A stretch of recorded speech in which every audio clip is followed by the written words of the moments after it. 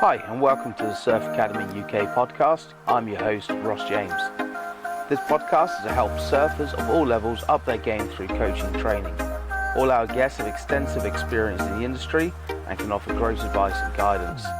So whether you're a beginner, weekend warrior, or just love to be in the water, follow us on this journey and don't forget to like and subscribe.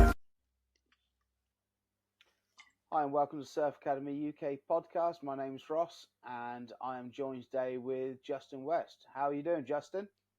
Hello, Ross. I'm doing very well, thank you. We are recovering a little bit here in Portugal with the massive storms we've had the last few days, last few weeks. I'm sure the surf media has probably picked up on the waves and everything happening in Nazaré. Yeah, all good. Yeah, I've been watching quite a few videos going on, and Louis Hudson posted one earlier, and yeah, it's just been absolutely macking, hasn't it? It certainly has. It's a shame that there's been quite a bit of bad weather, but I think today it cleaned up a little bit. So, should be looking forward to seeing some epic footage. Yeah, for sure. So, for those that don't know you, can you give us a bit of a bio, a bit of a description about yourself? Ooh, okay. Where would you like me to start? At the age of 0? Yeah, general sort of so I know you as Justin West surf coach. That's how I sort of come across you and how I've been following you the last few years. But yeah, I mean, by all means, have a brief intro on how you got into coaching, bit of a general history. Well, okay. So, yeah, like you said, I have a company or a coaching organization called Justin West Coaching. That's something that I developed here in Portugal in the last 12 years. How I actually got into surf coaching originally was back living in St. Mirren, which is a little village near Constantine Bay in Cornwall, North Cornwall. I used to work with a surfboard shaper called Adrian Phillips at Fluid Juice. I don't know if you've heard of Adrian's boards. Yep. And I was actually doing a lot of the custom orders. So I'd have a lot of clients coming in and asking me, what board should I ride? And, what do you recommend? And so I started to look at surfing quite technical in that respect. And so I then sort of decided, well, I could actually be a little bit even more helpful to clients looking for their ultimate surfboard, their ultimate custom board, by kind of learning a little bit more about the different way people surf and so I went along to Chris down at a very good friend of mine, Chris Ray, down at Highland Surf School. I don't know if you know him. And I did a basic surf instruction course, and this must have been when I was about 24 or something like that. And I remember something stuck out for me because Chris said, like when he started Highland Surf School, and this must have been back in the 80s, he said a lot of his friends used to tell him, like, you're crazy. This business is never going to work. You can't teach people to surf. So that always stuck with me. And actually fairly recently, a coach that I really respect said to me, yeah, you can only teach kids. You can't teach adults. You can't coach adults how to surf. You're basically just telling them stuff and taking their money. And I was like, what? You're one of the top coaches that I know, and you're telling me that you can't coach or help adults get better at surfing. It just made absolutely no sense to me whatsoever. And it reminded me of what Chris told me back in the day at Highland Surf School. And as you can see now, like, surf schools have grown exponentially. As indeed now, so is surf coaching as well. That's started to really take off, particularly here in Portugal. I'm sure also back in the UK. It's an attractive career, Yeah, so I learned how to teach beginners, and spent the summer, helping Chris with his surf school, like pushing kids onto waves and doing all that kind of stuff. And after a summer, I soon was thinking, as the mind starts to wander a little bit during the lesson one, I started thinking, I'm a little bit more interested to see what else we can do here. And Chris, ever supportive, started going, if you want to do this, you want to do that, why don't you take a few courses? So he paid for them for me, amazing. And I went to see Baz down at the, what was it, man, in those days, British Surfing Association, and they just built that new facility in Yuki at Fistral Beach. And Baz was great. Did a few great courses with him. And I think the final course that I did with him was a video analysis course. And, that was a game changer for me. I just suddenly, I gave a camera and a tripod to a girlfriend at the time, and stuck her on the beach, gave her a nice warm jacket and a flask of coffee, and said, "Do you mind filming me?" And very kindly, she would spend hours filming me surf, and I'd take the film back and put it on the TV, and I'd freeze frame, slow frame, fast forward, back forward, just try to, because, I always felt that my surfing was terrible, and as you do, and I was determined to get better and better and better and better, but how do you know what to do if you can't see yourself and you don't know what you're doing? And then even if you can see what mistakes you're doing, what kind of drills and what kind of thing can you implement to actually make yourself better? So Baz was fantastic at opening my eyes to that. And there was a particular, this is Baz Hall, by the way, Barry Hall. And Yeah. there's actually something particular that he also said to me, was actually, which is actually a common issue for a lot of intermediate and advanced surfers in some cases, is the extension and the compression, or compression to extension, basically when you bend the knees and you extend the knees. And he then said to me, I said, Baz, okay, you're talking to me about, like, I don't have enough compression in my surfing, and I'm not then having enough range for extension. How can I improve this? And he said, well, why don't you do some squats? And I was like, okay, squats. All right. I'd been going to the gym as a kid for a long time. I went to like a sports school, and my father was at Loughborough University. He was a physical education lecturer. So I'd kind of grown up in a family which was all about training. I started going to the gym, I don't know, must have been like when I was 14. And I was like, yeah, that could work, if I'm always walking around and I'm always upright, or you're either sitting down or you're walking or standing, and you're not really doing very much from the crouching or the compression to the extension. So if you train that area of movement, or if you train that movement, you're going to get better at it, and you're going to become more comfortable in that particular movement, and you're therefore going to implement it more naturally. So that was another game changer for me. Yeah. So Nice. yeah. Yeah, it's and I think that's certainly the message I've been trying to help people with, is how the benefits of some gym work or land-based training in general can help cross over. And then just using examples such as, and one I use quite a lot, is one, your bottom turn. Obviously, everything comes off of that. Once you've caught the wave, you're popped up, and then in order to nail any maneuver, it starts from that bottom turn, the angle, the drive, and then, as you said there, the compression and extension through the maneuvers. And if you don't have the strength to really drive off the bottom, and you don't have the timings right for the compression and the extension, then you're not. It's going to make the rest of the wave a lot harder, the rest of the maneuver harder. And same again with, especially if you're surfing a more powerful wave. I was talking to this about this yesterday with Martin Dunn. When that lip's coming over, if you're trying to, whatever that is, a snap, a re-entry, you need to have the strength in your legs to be able to compress extend and fight the power of the lip just to make the maneuver, let alone land it with any sort of flair or style. So having that there also in terms of injury prevention. It's funny, I never realised you're from St Mirren. I've just spent the last last season there, up at the Simpsons place, and then actually working for Chris as well. Oh, no way, So really? Yeah, really.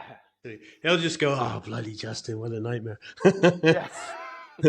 I'm trying to get hold of him to jump on actually, but he's gallivanting in New Zealand as he does. Yeah, he's doing well at the moment. Yeah, he's loving his SUP and that kind of thing.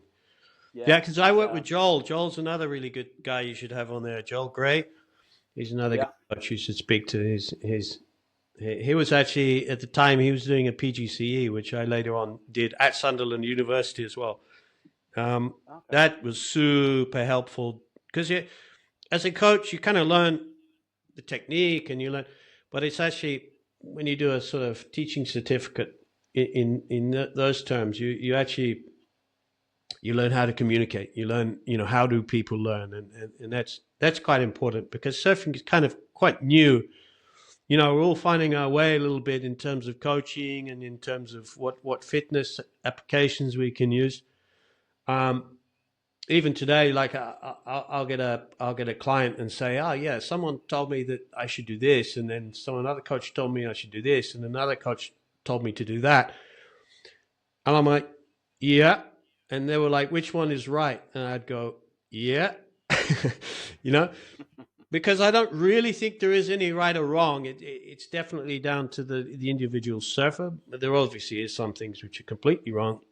But we are kind of all finding our way. There is no manual. I mean, there is different associations and there's different, different courses you can do, but they often differ as well. So we are still finding our way in many terms, in many ways. Yeah, and in any sort of coaching, it's half the battle is, like you say, knowing how to talk to people, how to explain things, and everybody's different. So, like you say, there is no necessarily right or wrong way with a lot of things, but there are better ways to approach certain subjects, certain people, and being able to read a person will 100% make you that better coach. I said to Martin yesterday, I come from a PT background in terms of coaching and I've become a PT after I become a surf coach because I wanted to learn more actually, as the first season I've done in Portugal with Rene Helder. Yeah. And the amount of people I had, because obviously Rene being Dutch had a lot of customers coming from the Netherlands and Germany and sort of North and Eastern Europe. And there's not that much surf. And they're like, oh, how do you stay fit? At the time, like previously, I just worked regular jobs, surfed at the weekend, and I was like, I don't know. I cycle a lot. I do a little bit of gym. And so I come back with a mindset of, right, I want to learn how to do this. Got my level 3 PT. Went and worked with a strongman coach. Really cool. That opened my minds up to strength conditioning rather than just your normal sort of bro splits and general gym training. So that sort of got me going down that sort of route and going, okay, well, if you learn about S&C and biomechanics, and suddenly it makes things relatively simple in as much as you start looking at the muscle imbalances and then the movement patterns rather than the surfing itself. So, and again, that's where the strength training, as you know, will come in, where by learning how to squat, do a lot of compound movements and keeping your muscles strong and your joints stable is going to help prevent injuries. Obviously, surfing's causes a lot of muscular imbalances, and I think that's where a lot of people overlook that section and go, "Oh, I'll just get big and heavy." Like, no, you won't. There's a lot more to it. A famous saying that comes out of Loughborough University: "If you're fast, get stronger. If you're stronger, get stronger." Or if you're sorry, what is it? Something like that. Yeah. I can see where you're going with that. You know what I mean? Yeah. But I mean, in terms of physical training for surfing, I come from like kind of, doing something is better than doing nothing, for Yeah. sure. And I believe a majority of us don't do enough.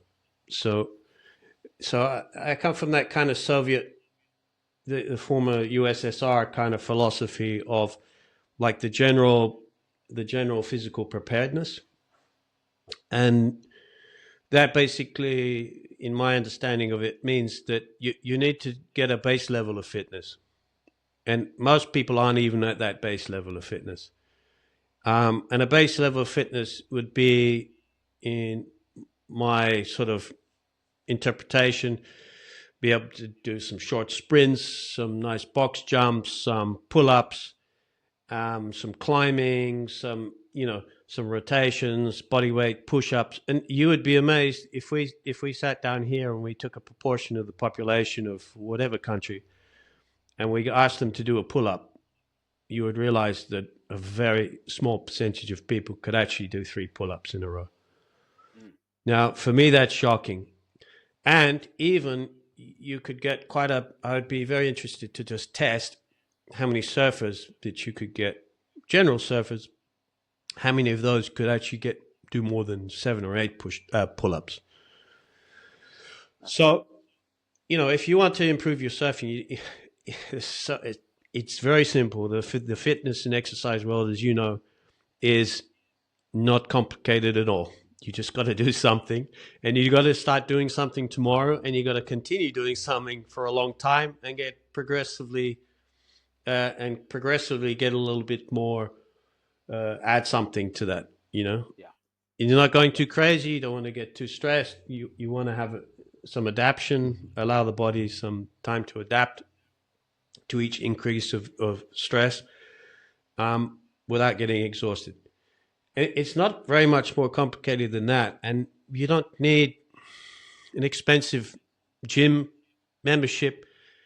Now, and you don't really even need a personal trainer to start with, I don't believe. You can go out, you just go walking, do some push-ups, do some body weight squats, just do some very basic movements. Now, when it's time to then find a personal trainer is when you're starting to progress onto that stuff, and things get a little bit more complicated and you need a little bit more technical guidance. And then after that, if you've just got that, once you've achieved a base level of fitness, a foundation of fitness, then you can start being a little bit more sport specific. Surfing, particularly with the agility. I come a lot from a martial arts world, from mixed martial arts. Currently, that's restricted a little bit more now just to jiu-jitsu. But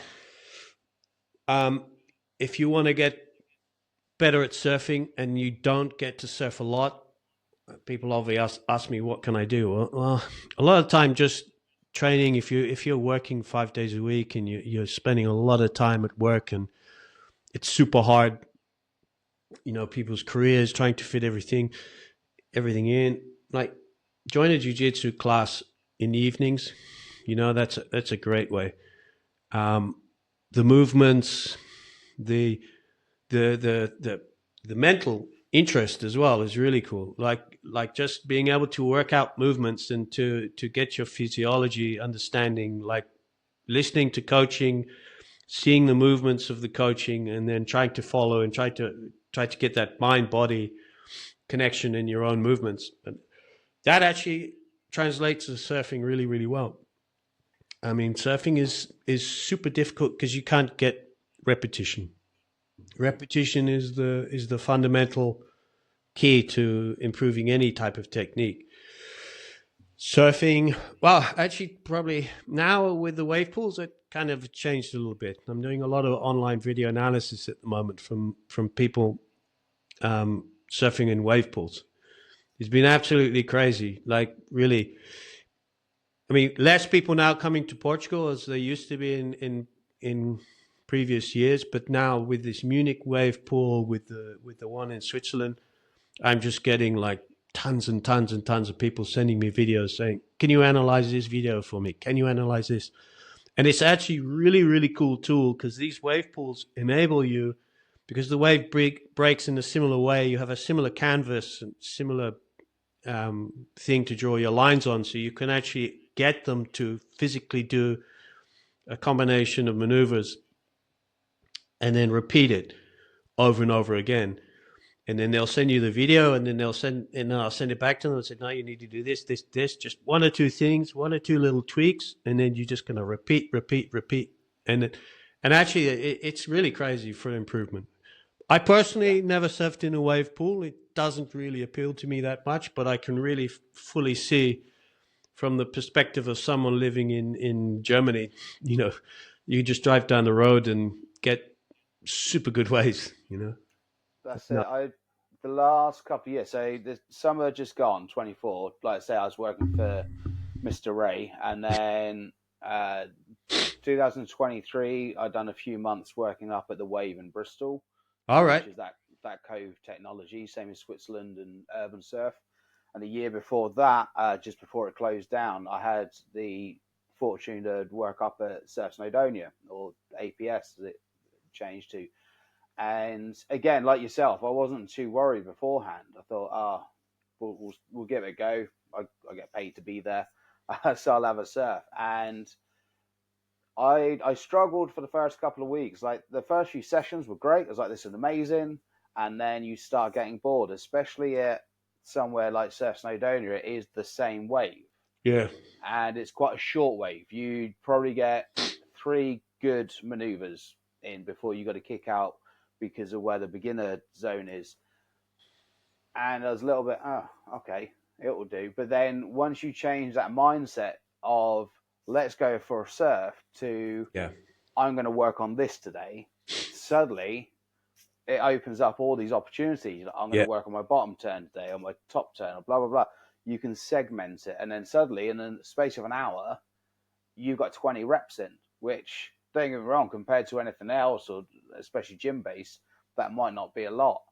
Yeah. But in terms of surfing, like you're saying, it's not one that's easily replicated. So being able to go in and go, right, this is what I'm doing at the wave, or the cove technology is great because you get a longer wave. You've got a chance for maybe 4, maybe 5 maneuvers, depending on the setting. And that could be the same maneuver over and over again, or you can go, right, we're going to learn how to read the wave as well, because it's coming, and it almost comes down to timing. You can go, right, at this point, this is the best time to compress, go into this maneuver, and so forth. I think they've definitely got their place. And yes, it's going to change how surfing split up a little bit more. I'd say you're definitely going to, over the years, get your ocean surfers and your pool surfers, but Yeah. there's definitely going to be some good comparison to Yeah. find. I mean, it's like I say, you do have to change your mindset of I'm going there to train, or I just haven't surfed for 6 weeks and I really need to get my hair wet. Then it will certainly do the job. But like you say, especially in terms of video Yeah. analysis, I found it as a coach almost invaluable, because if you look at the swell charts, especially in the UK, and if you're on the south coast, or like say Germany, you can go, yeah, it's July. There's not going to be too much going on. Even in Portugal, it might be a case of everyone's rocking up at Bordera because there's not Well, too much more the going on. problem we have at the moment is like finding places where there's not too many people. Sometimes it can be Portugal can be the victim of its own success, and it's partly one of the reasons why I moved to the Alentejo, is just to find more quieter ways for clients, because it's much easier for them now to we go to a reef and there'll just be 1 or 2 people on there, and they can go down the line without anybody dropping in or snaking, and then just ruining their whole ability to repeat. But yeah, I mean, the wave pool thing is really fascinating, and it's a little bit like SUP and all these kind of things. It's just going to offshoot into its own thing, and I can really see it from a Olympic perspective. that it's going to be much easier to televise. You don't have to have a 2 week window with inconsistent waves. They can just go right here, the waves to the, and for the general public and for the general audience, which is in terms of marketing and money, it's going to be much easier to understand a wave pool type format because there's not going to be a lot of sitting around. As surfers, we can understand and we really respect that intuition of choosing that set wave that over other set waves, and why that scored higher because of the drop or the positioning or whatever. But I don't think the general public would probably find that as interesting as them busting in air. And you can kind of almost see we're going through some transitional points at the moment where we have like the I would say maybe a little bit more of an old school, and the old guard is still really concerned about big, nice carves and big power surfing. And then there is the sort of maybe new school, which is a little bit more towards airs. So there's like a little bit of a fight going on at the moment between these two things. But I think the really good surfers will be able to do both. And in terms of the wave pool, I've always said like two things that get on my nerves a little bit about a wave pool. For example, in Switzerland, now they're closed because it's minus whatever. I was like, why don't you've been to the Eden Project in Cornwall, right?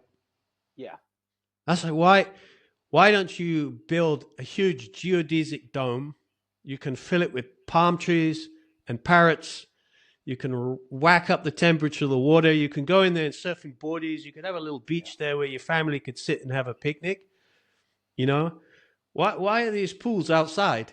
It just drives me completely crazy.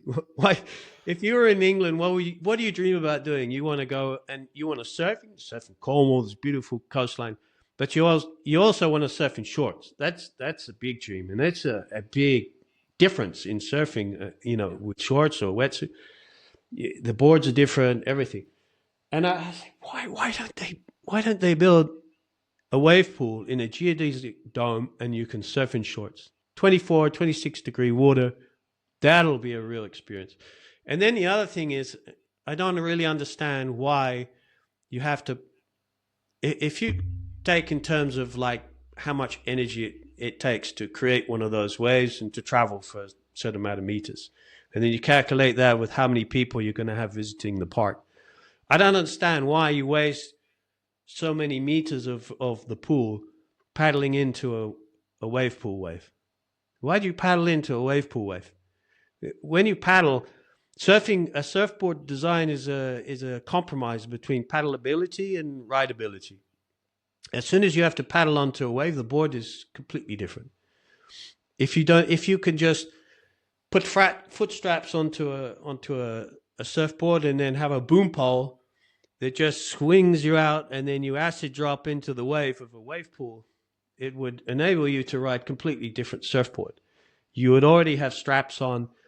It would open up a massive area of maneuvers, and you wouldn't have to have a rail. The rail of the board could almost be a little bit more like wakeboard. It'd be super light. Then you're going to open up a whole book of new maneuvers, and that type of surfing will be very attractive to the general public, especially for Olympics. And then it's also actually going to open up the surfing sports to wakeboarders, to water skiers, all these other kind of people that could bring a whole bunch of new creative tricks and things into the mix. But I just don't understand, why do you waste all that time paddling into a wave pool wave? You just don't need to. You can just run along, jump onto the board. Actually, Italo Ferreira, someone did that in that wave in Holland. He just ran along the side of the road there and just jumped straight onto the wave. It's like, why am I paddling onto this? Oh, nice. Yeah. I think, yeah, I mean, I can see that. I think if you had a setup similar to what Surf Snowdonia was like, Kelly Slater's Surf Ranch, and obviously the one that they built in Abu Dhabi, then I'm pretty certain you could have basically a track running along the top, like a cable park. Yeah. And you could just have a tow rope, Boop. essentially. Yeah. I'm sure it will work. I mean, that would be in my mind, that'd definitely be taking it in a much more radical direction. Mm. And then I think Kai Lenny might not quite have that distance between what he's doing, what the rest of the world's doing, because he's already nailed his rotations with foot hooks.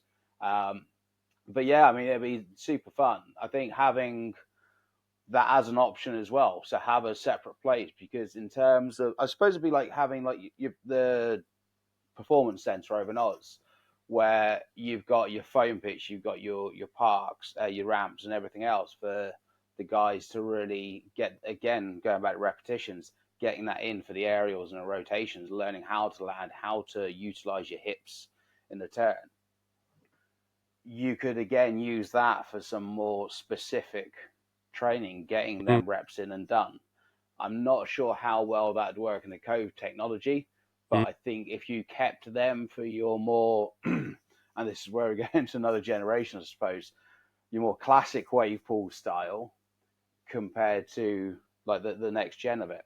Yeah. But damn, yeah, no, it would 100% It's be fun great. though. Yeah, I mean, it's that the Munich wave pool has just got such a cool little air section on the end, little close up section on the end, which is just such a great ramp. I can't remember the surfer's name, but there's a super really good German surfer. I can't remember his name. Was just absolutely nailing that the other day. Yeah, I mean, the Olympics just opens up a whole new dimension to surfing. You know, it's purists will still want to go and surf at a local spot or go on a nice surf trip to. I mean, I got into surfing really because I actually went to.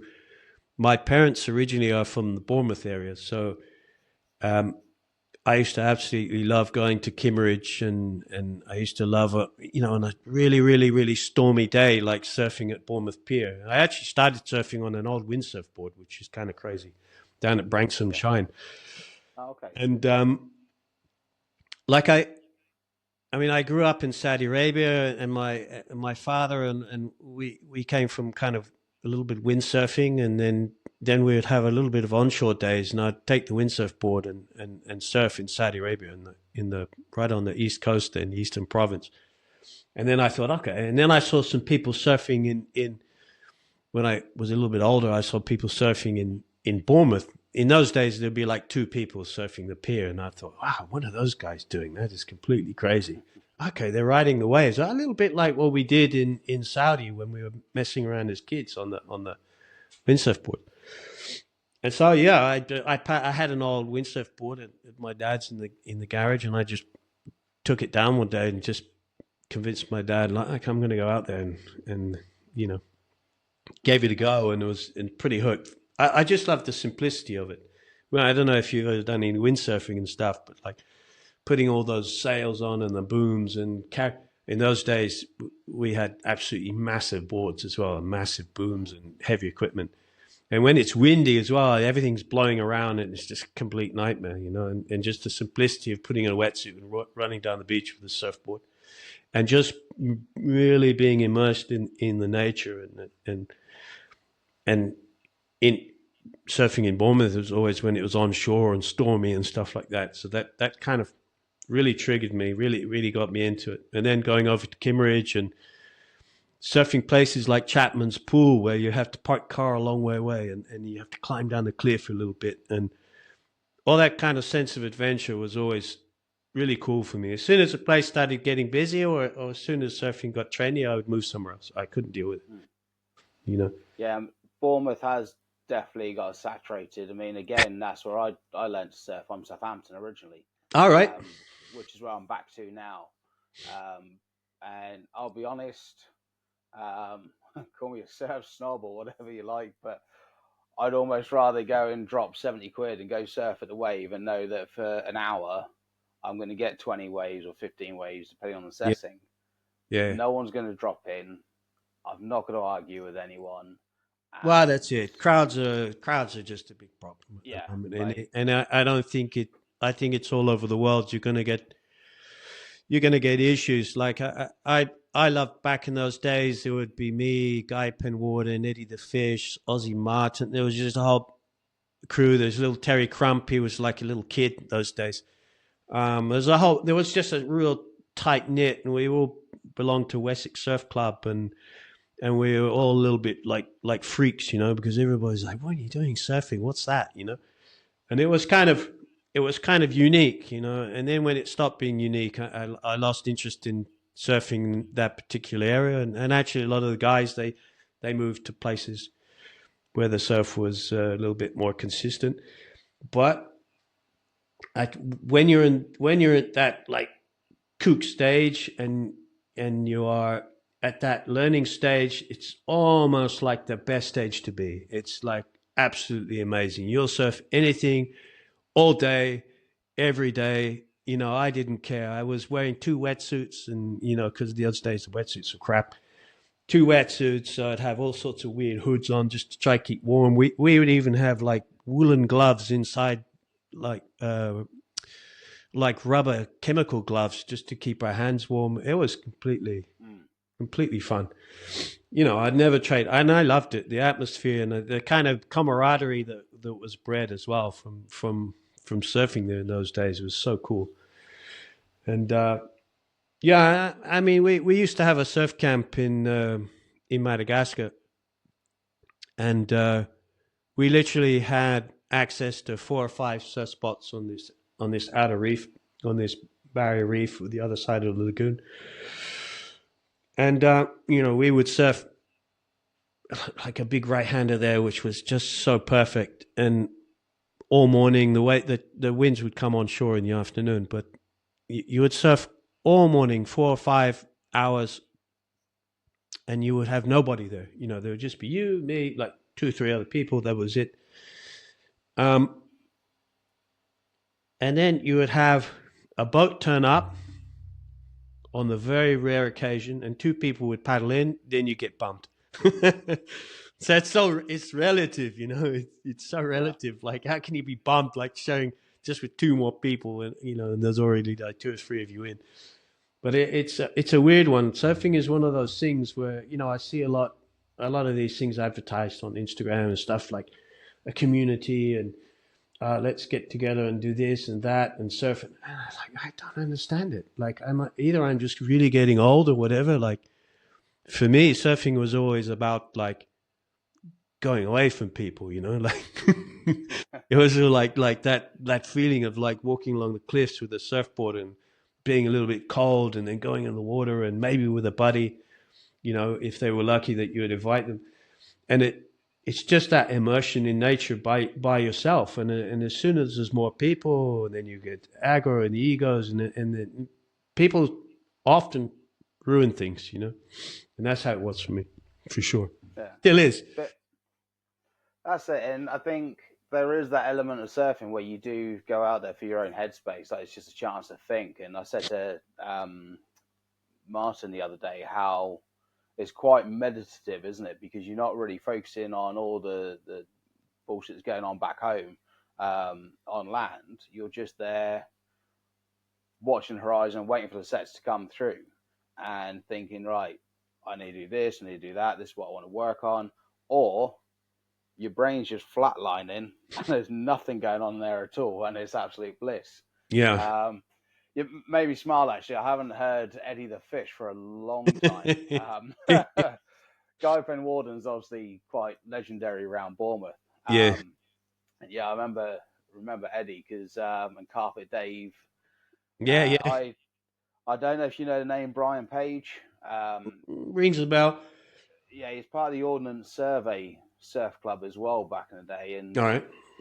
I went to college with his second eldest, James, who got me into the surfing. So yeah, we spent a lot of time, sort of early 2000s, just round Bournemouth and Rich Inskip and all of them. And then yeah, Kim Ridge went from having 4 or 5 vans, but you knew exactly whose van was whose, to having Yeah. You remember before 2075 built that IMAX, and you used to get changed down there in the car park. It was like a little bit of a hangout, with the big guys, like sort of putting the youngsters in order, The thing is, like, as long as you play by the rules, it was fine. Like, you'd get a wave, or some days, if everybody was out, you just like, oh, okay, I'm going on the inside, or I'm going to go to It the was a other side natural of the pier. pecking order, there was a natural tribal pecking order in those days, and Mm. if you stepped out of line or if you dropped in, you'd be like quickly reprimanded by Guy. Or I just remember he used to say, like, because he caught us once like running along the pier and jumping in, and he just went off at us. It's like, well, you can't do that, you kids, you grommets, you can't do that. If you can't paddle out, you shouldn't be out, and he was right. Yeah. So we went, the next wave is like, right, you got to go back to the beach and you got to try paddle out.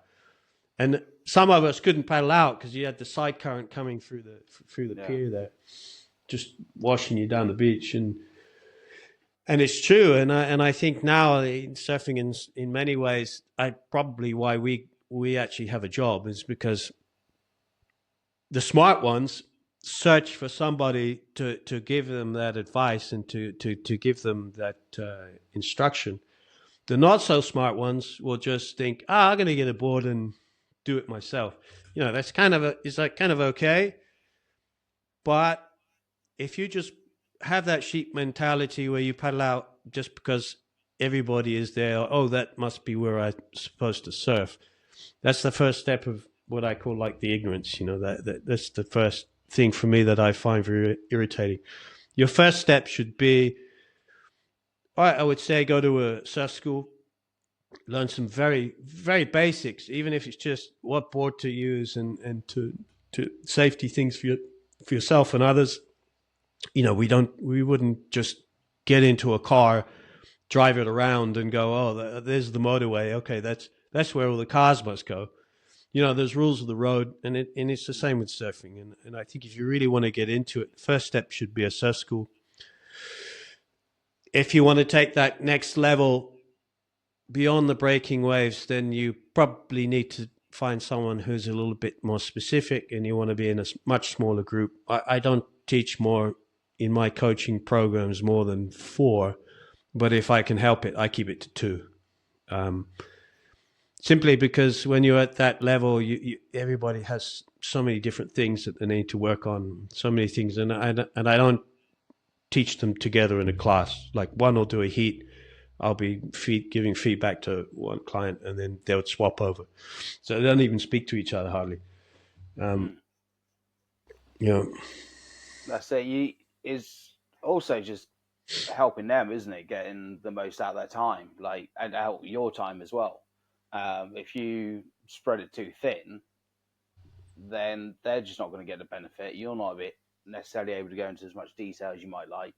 So having that 1-on-1 or 2-to-1 is a much better ratio. And I think, like you say, if you want to learn anything, by all means, especially nowadays, you've got YouTube, you've got the internet, you've got everything to help you learn, and it's completely possible. But you will miss out on, maybe for lack of another term, hidden details. Like etiquette seems to be quite a hidden detail nowadays, but yeah, they do. They try to put signs on the beach and and all of these things, but it's, unless you know what a peak is, you don't really. I always draw the comparison of the Inuit people in northern Canada, I think they're from, or maybe Greenland. But the Inuit people, they have something like, I don't know, 2,000 descriptive words of snow. So you probably understand snow a lot better than I do, living here in Portugal. But if you ask me to describe snow, I'd probably say, yeah, it's white, could be slushy, could be crispy, maybe some powder, maybe some ice. But the Inuit people have 2,000 words to describe snow because they see snow completely different than you and I would probably see it. And I draw that comparison to surfing. It's not also just surfers. I think it's also fishermen, and for anybody that has sort of experiences with a long time at sea or in the sea or under the sea. I think you develop a sensitivity, and you develop a reading, and in your mind you have a lot of descriptive words to understand and to comprehend what you're seeing. And I think sometimes as a coach you might overlook that. Like when you're pointing to someone out there, look, there's the peak, and it's breaking right and left, you see how like the rip is slightly discolored and the water's sort of a little bit turbulent, and there's a nice glassy section there, and they'll nod. People will nod, and yeah, I think I understand. They will not see what you're talking about, and I Yeah, think having that sensitivity is super important. that's it. And like you say, there's so much information out there. It can get confusing as well. And I mean, let's face it, we've all been them little frothers who you get to the beach, it's good. You're not thinking about much else. You rip the wetty on and you get out there and you have a great time. Um, and that's all well and good, especially if it's a break that you know. I spent all last season surfing Harlin, so I got pretty comfortable knowing that pretty much any condition that was going to come my way through summer, I could jump out on that right hand side, straight out through the rip, come across, and I'm pretty much good to go. Um, However, I'll use Harlin actually as an example because it's a brilliant one. There is such a strong rip, and in the bottom right hand corner, there's a deeper hole, especially on that higher tide. And despite the RNLI working there and having banners and signs and patrolling the beach, the amount of people that will be there. But the trouble is when a tide gets too high at the more southern end, um, there's rocks, so you people can't surf into the rocks. So you've got a small little red and yellow section, a small black and white section, which is pretty much at the rip because it's also the safest place to surf in terms of having waves there as well. And I might be on the back holding this board because I've got a 10-year-old on there, and sure, they're stood up, but I'm trying to turn and navigate this child and board through multiple people that are stood there. I had one lady once. It was pretty solid, head high, maybe head and a half, pretty strong rip. And her and her friend both had infants. I'm talking 2 months out of hospital. Literally breastfeeding in the lineup. Not far off. And yeah, they're just there, and there's weaver fish everywhere, and because it's spring low, and there's solid waves breaking, it's crashing up, and I'm like, and they're in between the black and whites. I'm like, ladies, please leave for the sake of your child's life.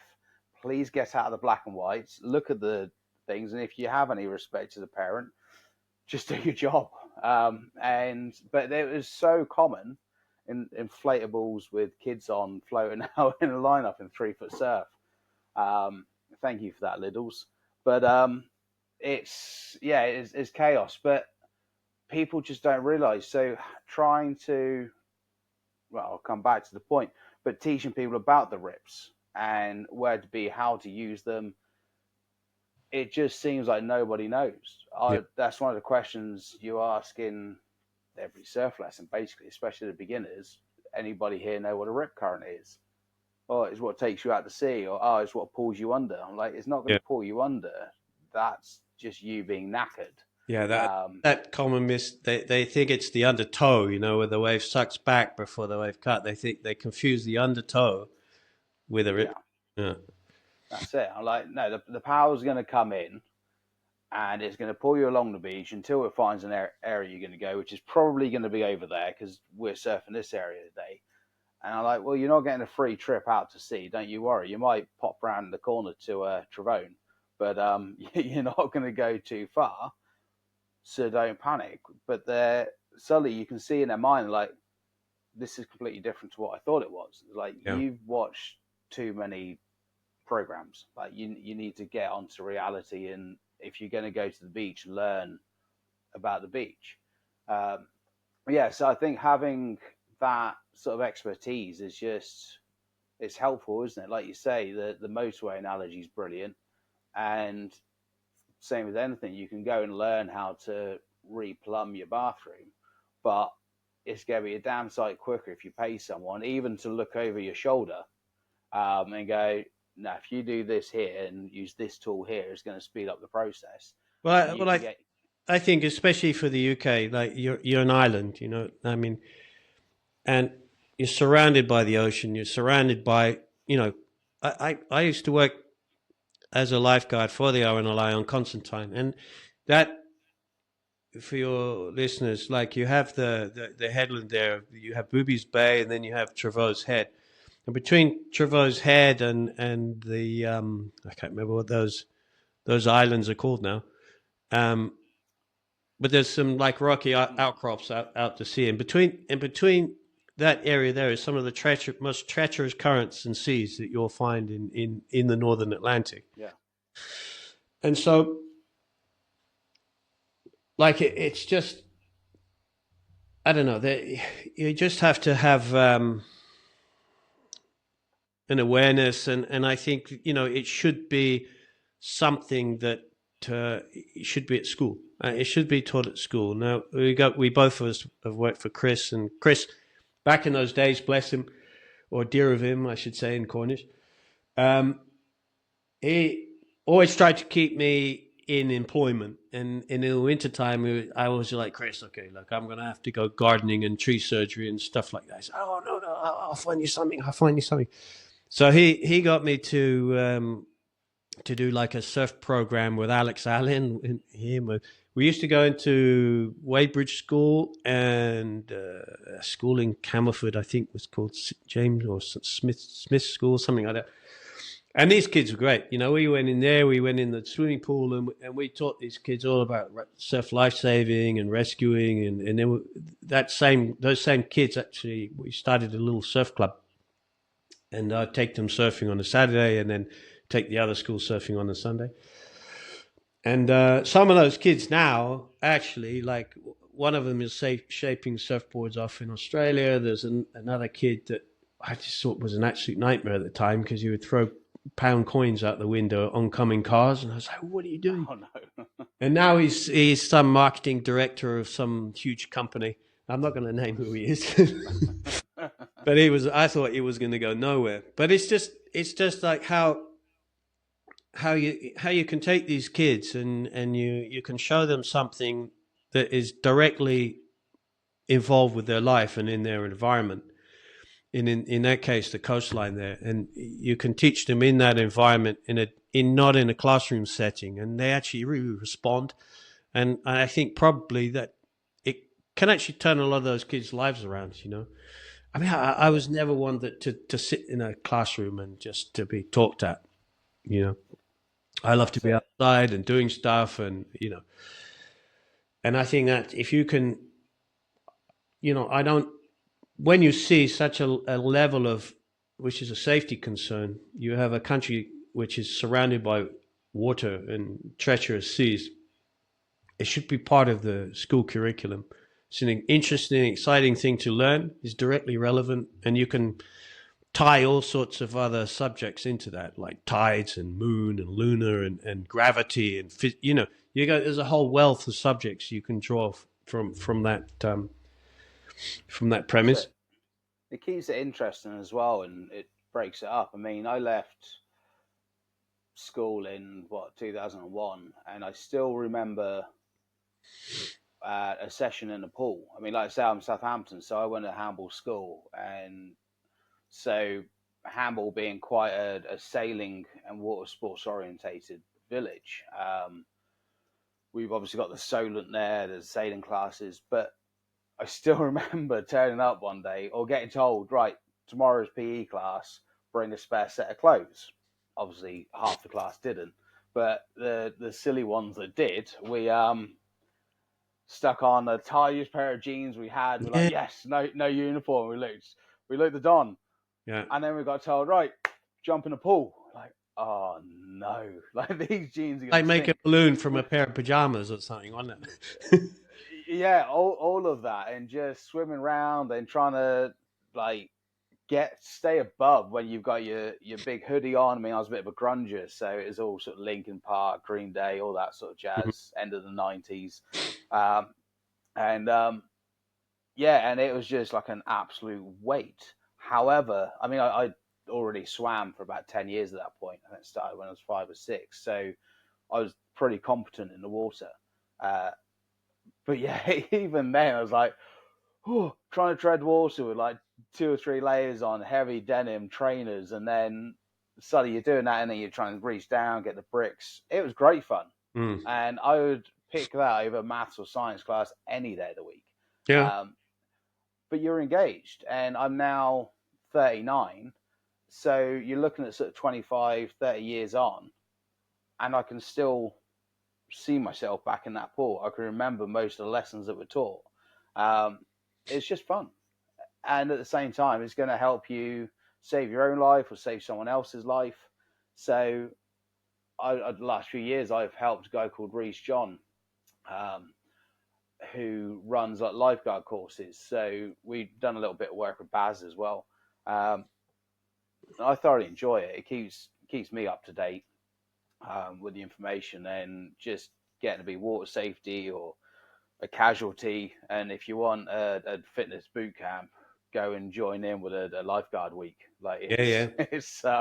Super. it's great fun. Yeah, doing God knows how many laps with a rescue board or with an 80-kilo person in tow and no equipment. Doing that a few times up and down through a lineup's really gonna get you going. So look, I've just noticed we're coming up to the hour mark. Yeah. And Well, that's good. That time flies, huh? oh yeah, could probably do multiple more Yeah. hours on this, going into more details with maneuvers and such. But Yeah. look, it's been brilliant to chat with you, Justin. All right. Cool. Can you? So if people want to get hold of you, where can they reach you? I'll Yeah. pop in a description as well. Yeah. Well, I have a bunch of things going on actually. So we have foot surf coaching and that video analysis and online video analysis. You can go to justinwestcoaching.com. Nice and easy. If you have any type of interest in Portugal, we also have a podcast, and it's everything about Portugal, but in English. So um, it's called Podcast Portugal. So we cover some things like surfing, surf spots, but majority of things it's about like living in Portugal, drinking wine, and farming, and a lot of kind of generic stuff like that, because I get super interested with all these different types of things and all these different types of people, as you know, like you can meet and you have a good sit down and a nice structured conversation. You learn so much. And you can get that on www.podcastportugal.com, and also the same on the Instagram tags. Yeah. Brilliant. Good. So Well, I wish you good luck with this venture. It's certainly yeah, cool. thanks, man. Yeah, I saw the who was the guy you had the other week? The old dude from California, Corky Carroll. Corky freaking Carroll. That guy's a legend. I remember reading. Well, you know, in our day, like you had to read books. It was a few surf video cassettes, but most of the deep information came from books. You know, and I remember reading a book of his or about him. Sure.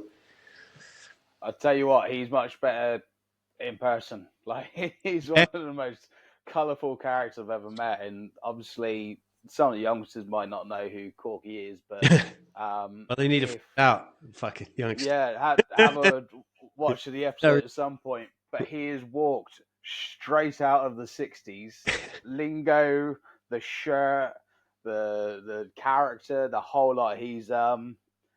I mean, yeah, he's what the surfer was based on, I think. He's, Yeah, I mean everything's it's the bitching old stories, you know. It's a fantastic, some great tales. 100%. But yeah, I should definitely be switching into your podcast. Yeah, As I said, I've done a couple of seasons in Portugal. I've fallen in love with the country, and hindsight, I'd have definitely got my backside in gear pre-COVID. But I am looking into getting the visas and everything else to get my yeah, because it's paradise all out there. changed now, hasn't it, with Brexit and all that? Yeah, I got told beforehand you can walk into sort of the Camara and it's a couple of signatures and a stamp and you're pretty much good to go to work, get your number. But now it's almost as bad as Australia and Canada trying to get in with visas and this, that, and the other. So off camera, I'll tell you something. appreciate that, mate. Yeah. Well, on that note, we'll leave it there. So cheers, guys. Look for the outro, and yeah, if you've enjoyed this, follow Justin's details there, and Yeah, thank obviously like, share, subscribe, and comment. But yeah, thank you again, Justin. Appreciate it. All right. Ciao. Out. Cheers, buddy. Hi, I really hope you enjoyed that podcast. If you're interested in anything the guest has to say today, then please have a look in the description for the links. Please feel free to like, share and subscribe, and we'll catch you in the next episode.